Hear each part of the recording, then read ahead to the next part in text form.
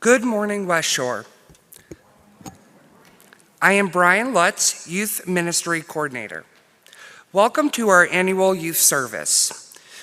If you have never attended a youth service before, a special welcome to you. 2 members of our youth group chose the theme of today's service, as well as all the readings and music. We hope you enjoy it. I am grateful to be a part of West Shore because it is a spiritual home for all who are in sympathy with Unitarian Universalist principles and values, regardless of religious background, age, ability, race, ethnicity, gender identity, and sexual orientation. We strive to be an anti-racist, anti-oppressive, multicultural community. We welcome you to embrace these values as well. A special welcome to newcomers. If you are here in person, be sure to stop by the Welcome Center out in the hallway if you haven't already.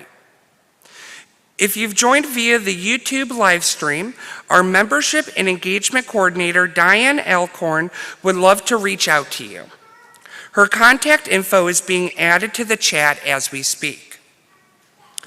I have a few announcements for you today. The first is that West Shore's annual Seder dinner will be held on Saturday, April 16th at 6 p.m. in the chapel. You can sign up today in the rotunda, on Realm, or by calling the church office. The second is a reminder that next Sunday's Easter service is for all ages. There will be no religious education classes. Please wear your most fabulous Easter hat and stay after for the egg hunt for children aged 10 and under. Lastly, please stop by the pastoral care team table in the rotunda today to sign a card for parish nurse Barb Mishik, who continues to recover from recent surgery.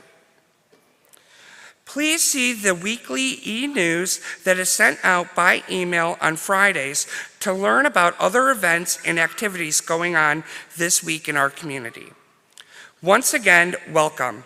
We're glad you're here.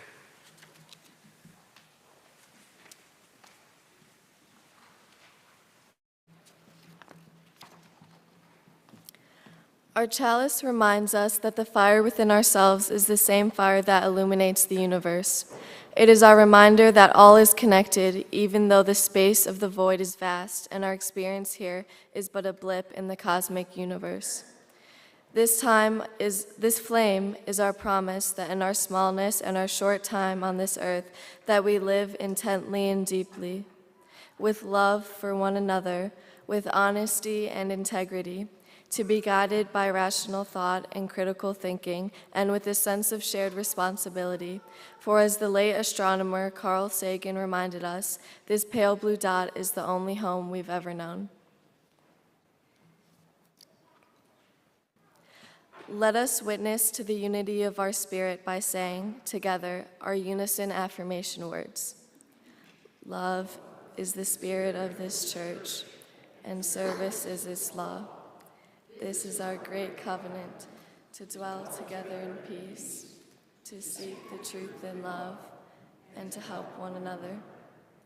El amor es el espíritu de esta iglesia, y el servicio suele.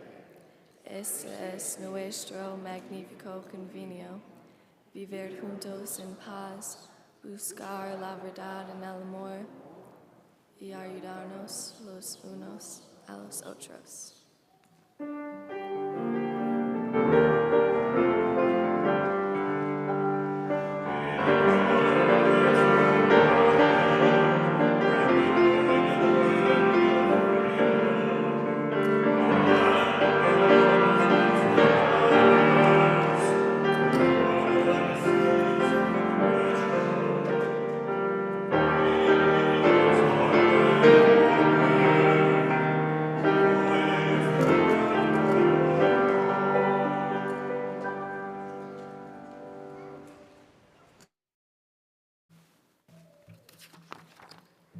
And now, let us greet each other as feels mutually comfortable.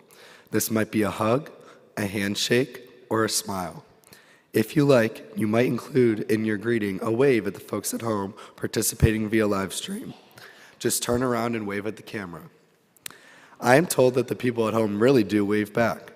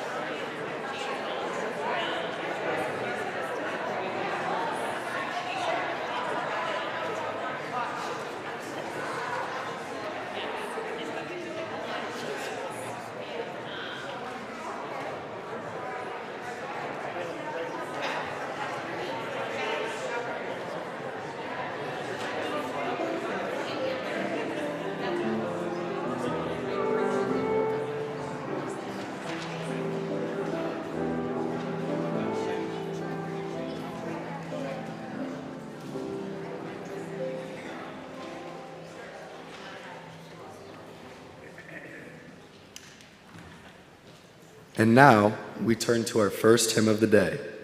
I invite you to join us in singing hymn number 38, Morning Has Broken.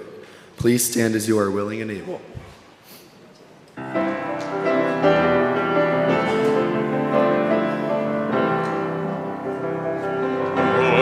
has broken like the first morning. Blackbird has spoken like the first bird. Praise for the singing, praise for the morning, praise for them springing fresh from the word. Sweet the rain's dew falls sunlit from heaven, like the first dew fall on the first grass. Praise for the sweetness of the wet garden, sprung in completeness where God's feet pass. Mine is the sunlight, mine is the morning, born of the one light, Eden's song made. Praise for elation, praise every morning, God's recreation of the new day.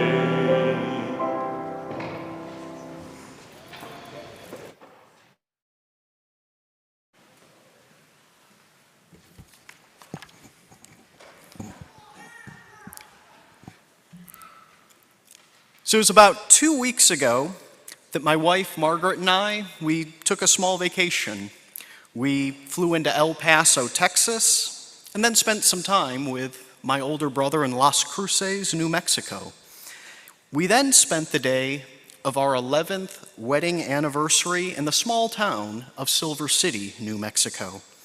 And our plan initially was to see a beautiful, fully panoramic view of the stars at an internationally recognized dark sky preserve.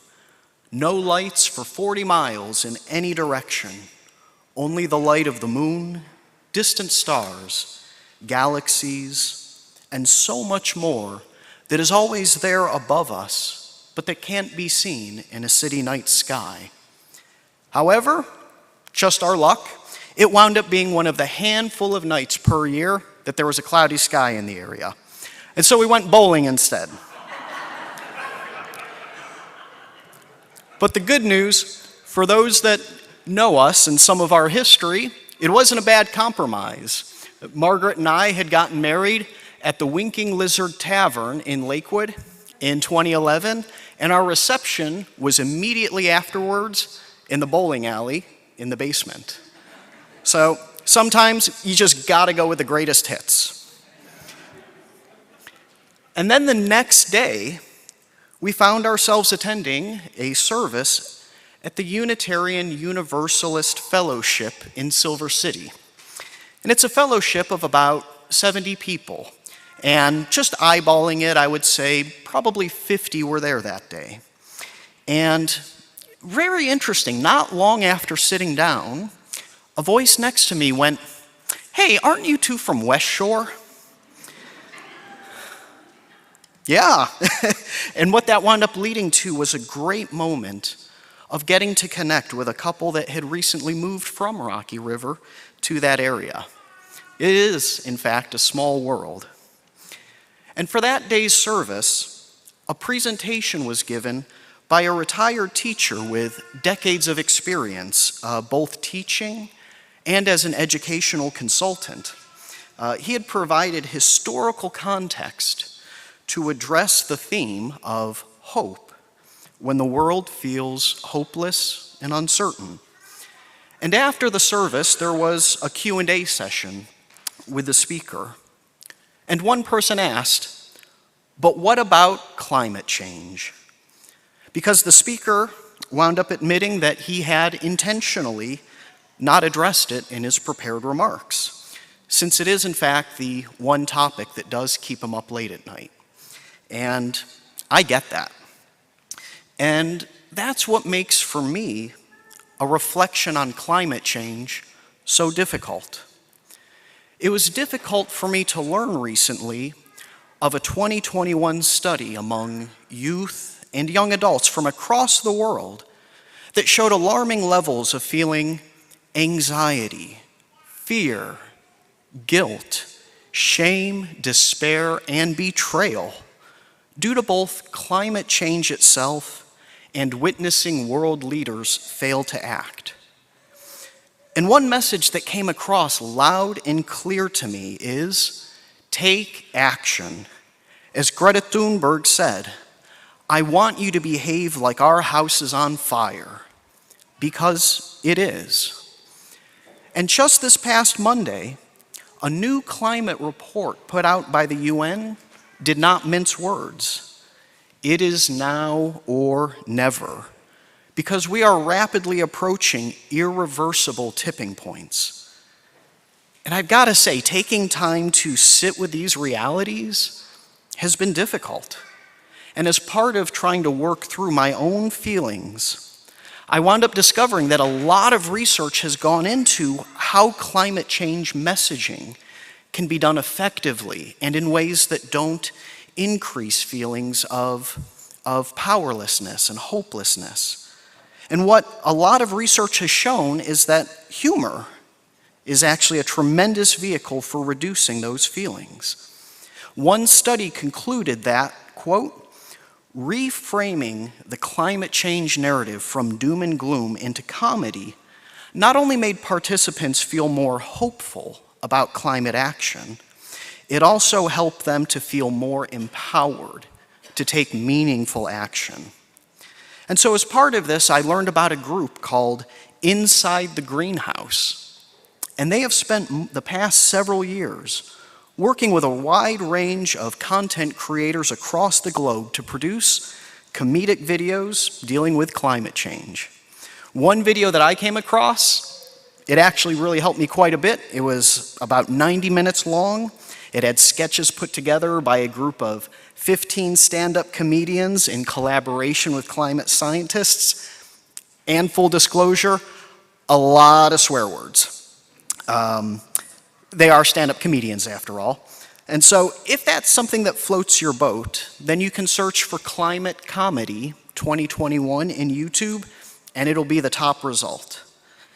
And like I said, for me, it actually did help to have humor present as I sought to learn more about climate change while also wanting to remain hopeful.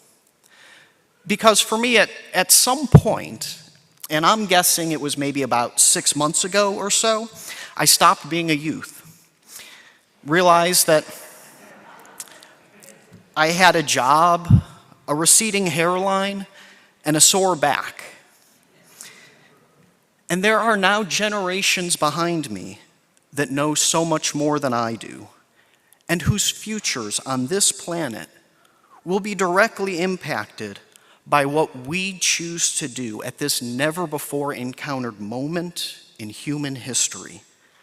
We only have one planet, and this is our chance.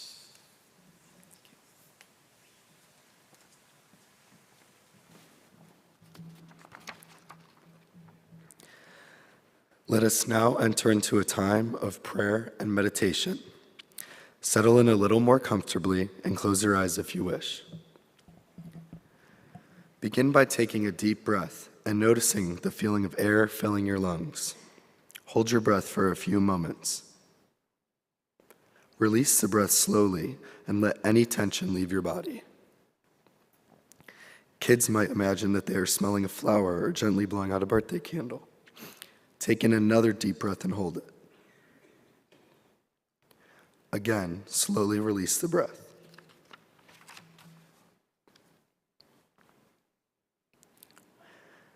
And now we enter into the wise silence.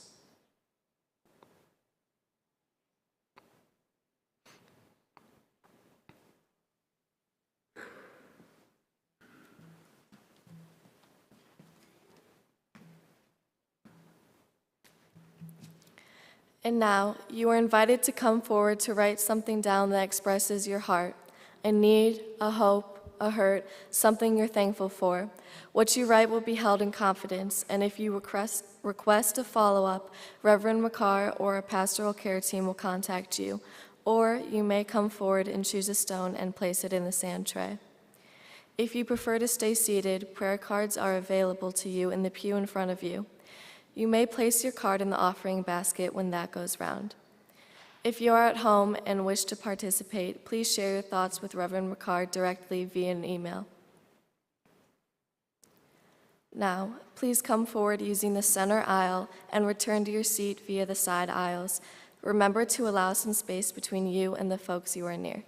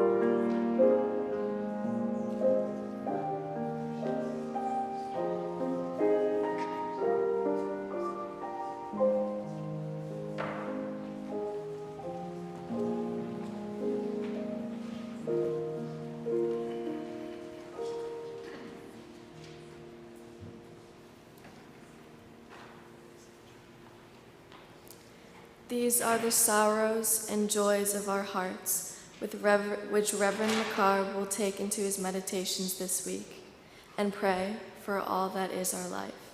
For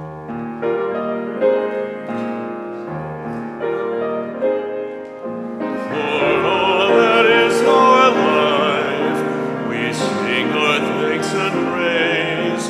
For all life is a gift, which we are called to use to build the common good and make our own days glad.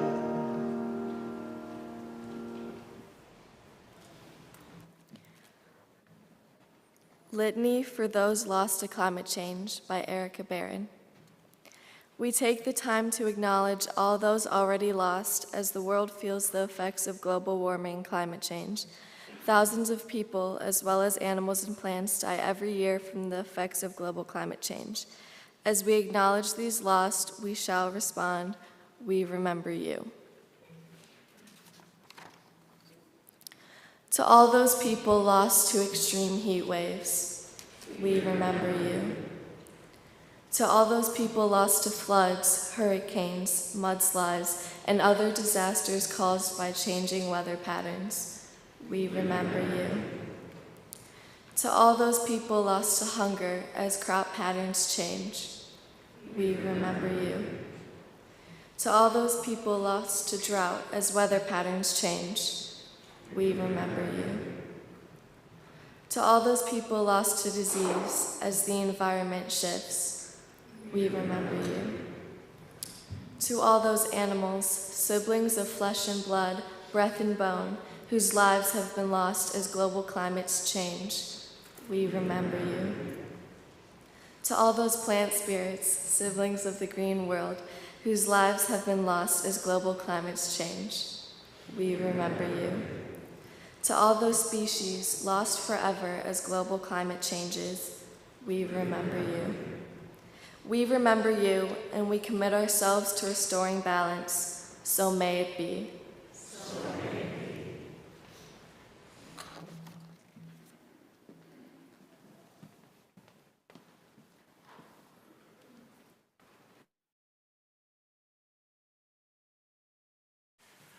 Hello, everyone. My name is Danny Dunchak. I'm from the Pledge Committee. I just want to say we earned another bird. Thank you very much. Our pledge total went up to 257K. And all the pledges, most of the pledges, it's been a 4.88% pledge increase. Amazing. Please keep it up. Please bring in your pledge cards or go on Relman online and make your pledge. The sooner we get that set up, the better we can budget and plan for the next year. I'd also just want to briefly talk about my pledge. Being a member of the tech team and knowing how much resources we put into the tech committee, and I know what we're going to be doing for the future, I felt compelled to increase my pledge by 50%.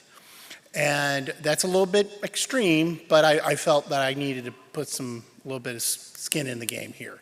But I want to thank each and every one of you for making your pledge. And even a modest increase would be greatly appreciated, because if everyone increased their pledge by about 5%, we'd be in a really good place. Thank you very much.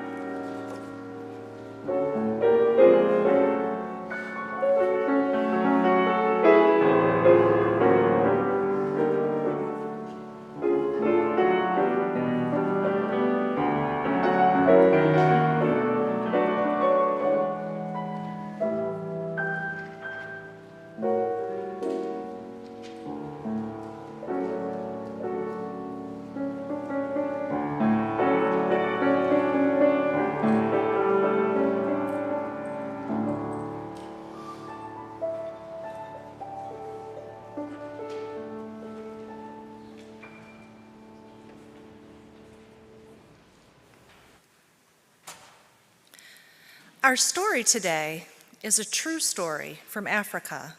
It is called Wangari's Trees of Peace. Wangari lives under an umbrella of green trees in the shadow of Mount Kenya in Africa. She watches the birds in the forest where she and her mother gather wood. And she helps harvest the sweet potatoes, sugarcane, and maize from the sweet soil. Wangari shines in school, and when she grows tall, like the trees, she wins a scholarship. 6 years later, when her studies were over, Wangari returns to Kenya and sees a change. What has happened? Where are the trees? Wangari sees women bent from carrying firewood miles from home. She sees barren land. And where are the birds? Thousands of trees have been cut to make room for buildings, but no one planted any new trees. Will all of Kenya become a desert, she wonders, as tears fall down her face. Wangari thinks of the land. I can begin to replace some of the trees lost here in my own yard, one tree at a time, she thinks. So, she plants 9 seedlings. Watching the seedlings take root gives Wangari the idea to plant more. She decides to start a farm for baby trees, a nursery. In an open space, she plants row after row of tiny trees. Next, Wangari convinces the village women that planting trees is a good idea. She gives them each one seedling. Our lives will be better when we have trees again. You'll see, we are planting seeds of hope.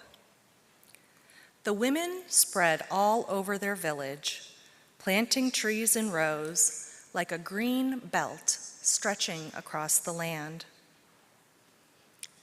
The government men laugh. Women can't do this, they say. It takes trained foresters to plant trees. But the women ignore them and keep on planting. Wangari pays them a small amount for each seedling that's still living after 3 months, their first earnings ever. Word travels like wind through leaves about the greening of Wangari's village. Soon women in other villages and towns and cities in Kenya are planting long rows of seedlings too. But the cutting continues. Wangari stands tall as an oak to protect the trees. We need a park more than an office tower, she says. But the government men disagree. Wangari blocks their way, so they hit her. They call her a troublemaker, and they put her in jail. She stands tall. Right is right, even if you're alone. But Wangari is not alone. Talk of the trees spreads over Africa like ripples on Lake Victoria. More women hear the talk and plant more seedlings in longer and longer rows. The seedlings take root and they grow tall until there are 30 million trees where once there were none. The umbrella of green returns to Kenya.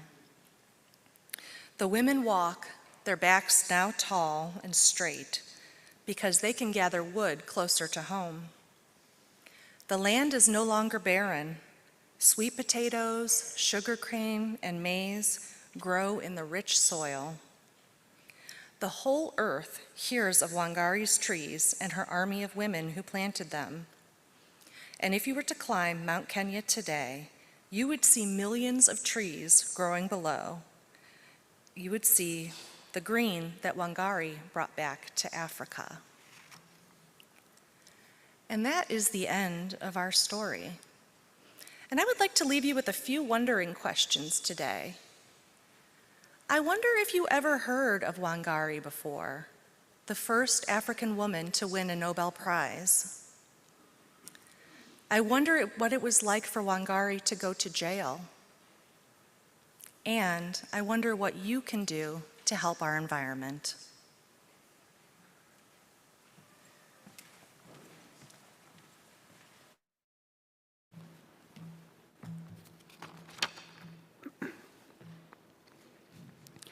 So this is Part as Parcel by Mark L. Bellantini.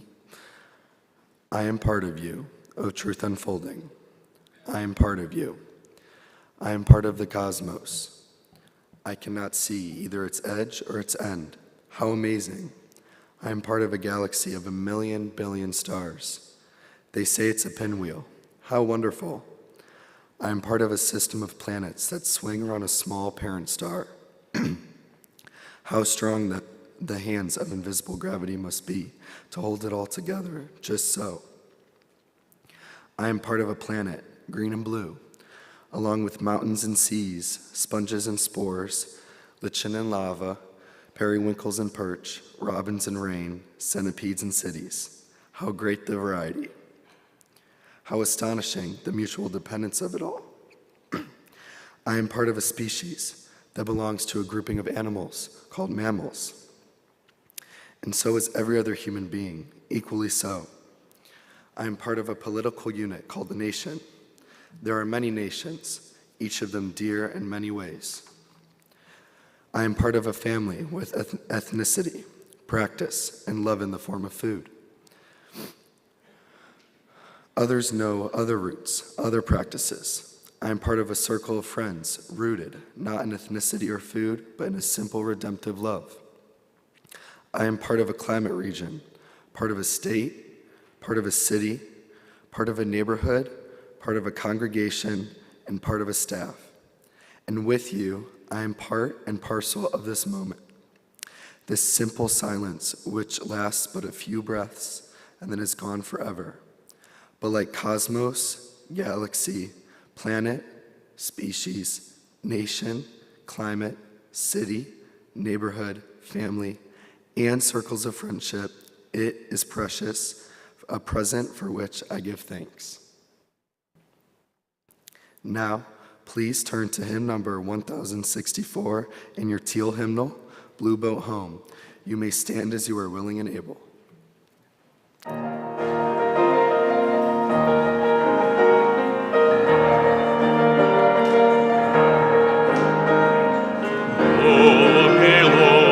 I feel no motion, standing on these mountains and plains, far away from the rolling ocean. Still my trial and heart can say, I've been sailing all my life now, never harbor or port have I known. The wide universe is the ocean I travel, and the earth is my blue.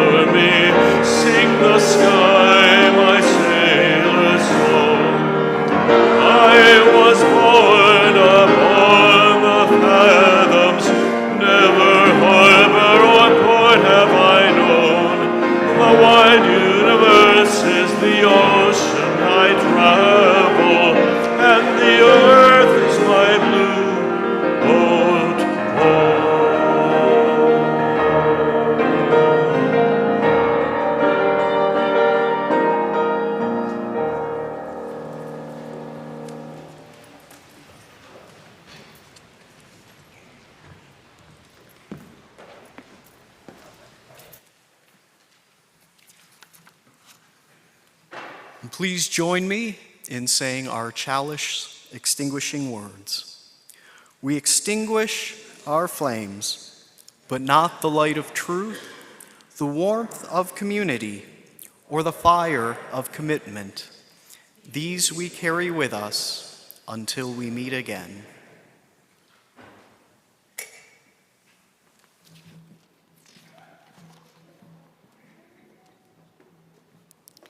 Please join us for coffee hour in Baker Hall or on Zoom.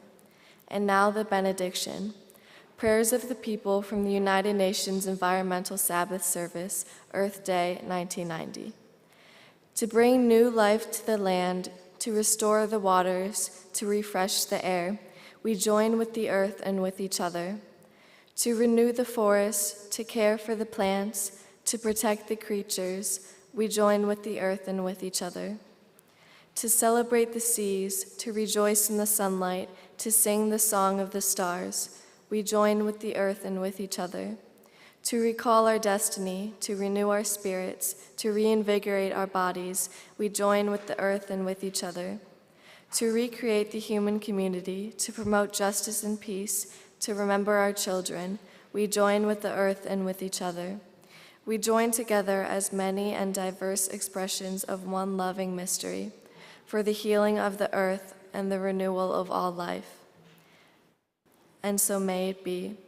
Our postlude today is Big Yellow Taxi by Joni Mitchell. If you know the words, feel free to sing along.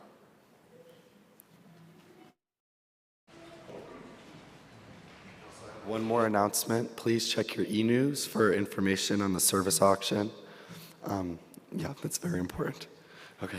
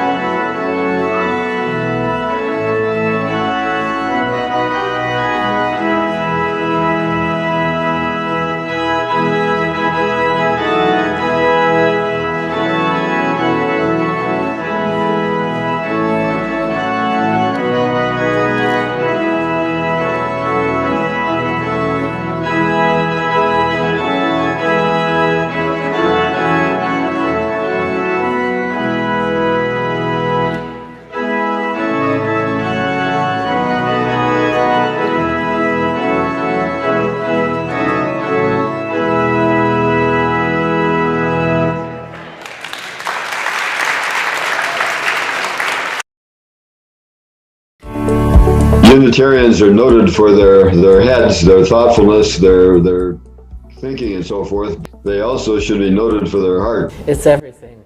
It's my career. It's my family.